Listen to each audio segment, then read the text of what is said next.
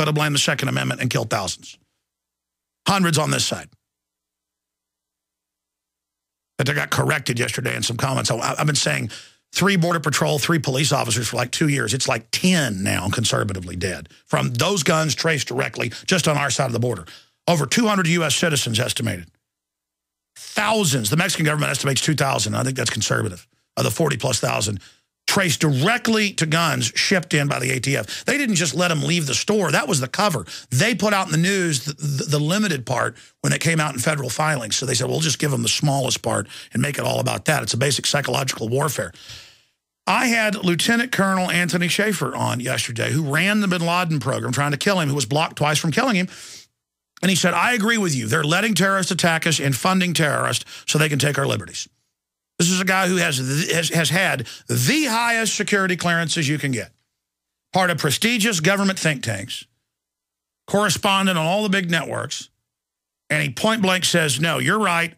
The elites are funding it so they can take our liberties, and Amor-al-Awlaki, without me prompting him, is a FBI asset. And that's why they had the staged killing of him. They didn't kill him. He's been sheep-dipped.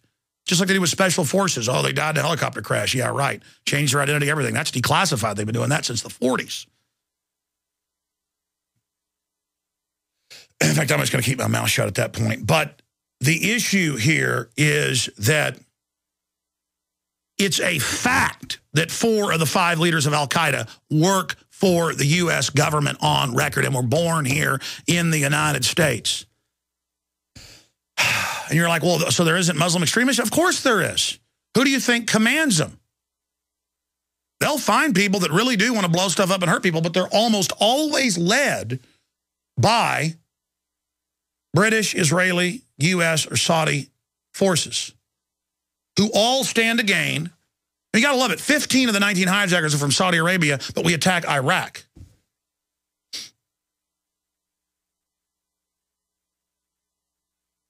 And now they're announcing TSA all over the country. And it's in the news now. People are like, wow, how'd you know this? It's in Forbes. It's in Dallas Morning News. They're just everywhere. I'm getting calls every day now. Oh, my gosh, I'm in this town of only 20,000, and there was TSA out there on the street corner directing the police.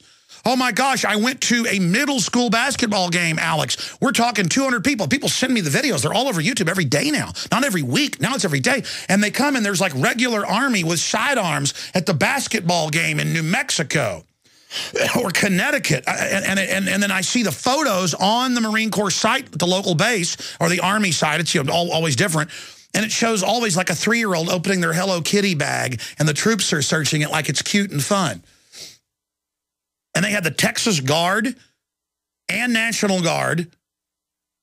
The only press release we could find, but we talked to some others, it was National Guard there as well, directing people and reportedly checking things and putting kids on school buses. And they're like, oh, you're just being paranoid. They want to take you to a FEMA camp. It's a drill for that.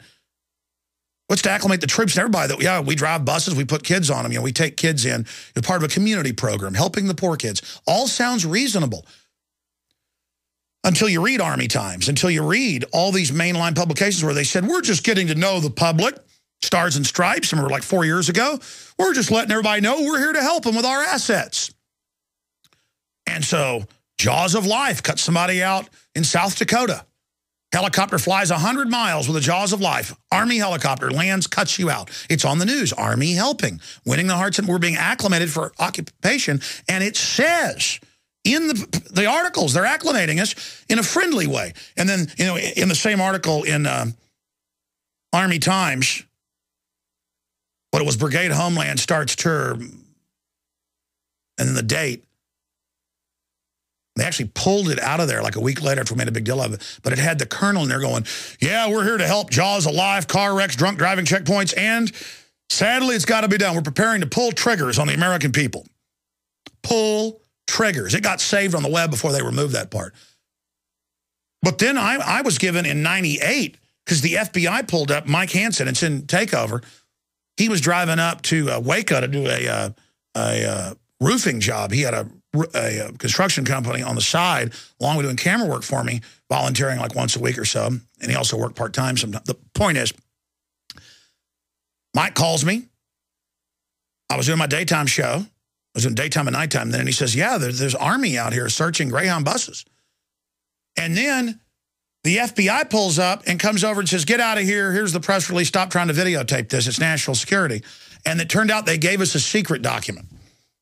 By the grace of God, the FBI guy's like, get out of here. And of course, Mike didn't go. There's footage. First the police come up and say, get out of here. Was it Sergeant Smart? Thought that was funny, like out of a movie, the name of the police officer. Was it Captain Smart? The point is, and they start parking dump trucks in front of them just so we couldn't see it. It turned out it was a drill. And then a year later, 2 years later, we're in an urban warfare drill, and the troops come up. They've got Marines, Army, you name it. And they come over and they go, turn your cameras off. This is in Belton, Texas. You're not supposed to videotape this. And I said, I'll videotape it. And he goes, it's you. Because he'd seen the film, I guess. You're not supposed to videotape me. I'm EOD and all this stuff. But anyways, the document they gave us on the side of the highway said, classified, restricted. We're here, with your police departments everywhere. We're here to counter-respond, 365 days a year, 7 days a week, anytime. We're here for whatever you need, warrant service, bomb disposal. Folks, they've got troops raiding houses everywhere. And the chief of police was in here a few months ago, and he's like, the world would literally have to be ending to have troops in Austin, Alex. Really? Arte Saveda? Okay, then. Why are there National Guard and state troops, state guard, out there at the Kite Festival? Pow! You take 'em all the man. Folks, wait till you see this Dave Mustaine interview. I was going to release it like Friday on the Nightly News, but I'm going to take our time and release it next week. Because he said he talked about a lot of stuff in this interview he's never said. And it was his idea, so it's going to be powerful. Okay, continuing here. Let me just read to you the headlines that are here in front of me in this short segment. Troops used for crowd control at Texas Kite Festival. Footage shows guard troops loading children onto school buses, and there's a whole admitted program to take kids during emergencies using the Army, and we've got links to all the mainstream articles about that. Just all to acclimate everybody, including the military. And we get the internal documents. It's about war against us. But, the troops have been here before. Big Sis and DHS move onto campuses. Surveillance operation on campuses, Homeland Security, actually recruiting the students to spy on each other. Go read that, Infowars.com. Forward Star Telegram, some say re-election fears are driving gun sales in Fort Worth and elsewhere. Here's a NBC report, nationwide, even topping the record sales of last year. And people say, we know the government's criminal. We don't trust it. So, hey, good luck, military. If you follow these orders, just know this. When they blow up your bases or whatever and say the Ron Paul supporters did it, you better believe that the criminal banks that run the country did it. They're trying to get us to have a civil war. So get your cameras rolling quick when the feds attack the military or federal bases. Because it's not going to be the American people. You're an American too, and you're about to lose your whole future. We've got them checkmated, though. Even if they go ahead with all this, we have damaged them so bad exposing their whole program that people already think we're psychic because everything we've talked about is coming true. Imagine if they go to the next phase and everything comes true like we said. I mean, don't you get it? We loaded time bombs into this thing that aren't explosive. They're info weapon. They're not physical. We're devastating you, and you know it. And the more you do what we said you're going to do, the more you are going to be exposed. But they're committed. And so the die is cast, the collision course. Netanyahu to Obama. Israel reserves the right to strike. Goes on to say it's his supreme responsibility as prime minister to Israel to ensure that Israel remains the master of its fate. I always call him the president. He's the prime minister. And Bibi's declaration of war on Iran is another good article breaking it all down. Very serious information on that front. And again, what really signifies they're going towards war here is that they're moving the G8 from Chicago to Camp David, which is a continuity of government site. They do not want this out in the open, and that shows me they like to launch wars while these conferences are going on. And so that could be it. The White House abruptly announced yesterday that it had scuttled plans to hold the upcoming G8 economic summit in Chicago and would instead host the world leaders at the presidential retreat in Camp David in Maryland. It was an unusually late location change for a large and highly scripted international summit and came with little explanation from the White House. Chicago Mayor Rahm Emanuel, the former White House chief of staff who personally lobbied President Obama to have the summit in Chicago, was informed only hours before the announcement. That's May 18th and 19th. Man, I'm telling you, this is hardcore. Wow. And later I want to go over this with David Icke when he joins us. 15 potentially massive threats to the U.S. economy over the next 12 months. The big one's the Iran situation, the collapse of Spain, the disorderly Greek default. State and local governments are imploding. I mean, it's just crazy. Another big article out of ABC News. Green firms get fed cash, give execs bonuses, fail. Yeah, all by design. It's just pure criminal looting. Eurozone economy shrinks to fourth quarter as recession fears mount. It's a depression by design. That's just some of what we're going to be going over coming up. Also, FBI is looking at probes of News Corps all over the world, not just here. I'm telling you, the FBI run by arch criminals, Obama, engaged in treason. We have high-level Army officers on saying, I'm sorry, it is treason, it is illegal. They're guaranteed risking his name, life, everything. I mean, that's what it is. You're seeing absolute lawlessness, and now they're talking about arresting Rupert Murdoch to shut down the media. And oh, it's bad news. All right, for the next hour, we are joined by the one, the only David Icke, a champion goalie, sports and news reporter, formerly the head of the Green Party in the UK, who had a massive awakening experience 20 years ago now or more. And a lot of what he's talked about, unfortunately, has come true. You know, David was asking us in an email, well, what are some of the points Alex wants to raise? And, you know, I never even really do that with David Icke because he's always got the points he thinks are most important, and I always tend to agree with him. I want to get into just the hurdling crisis, the openness of world government now, with the banksters running it, the NDAA, the open announcement of secret police, wars without approval, just total lawlessness out in the open.